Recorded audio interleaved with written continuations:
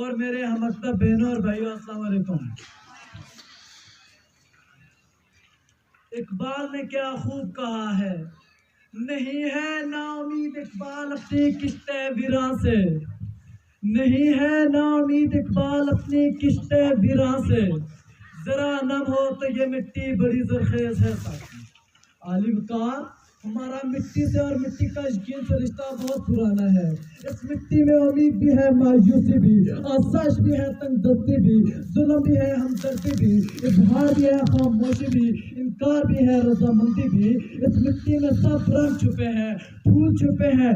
یہ مٹی کفر و ایمان بھی ہے، یہ مٹی سچی جھوٹی کام بھی ہے، اللہ کی برہان بھی ہے، یہ مٹی پاکستان بھی ہے، یہ مٹی پاکستان بھی ہے۔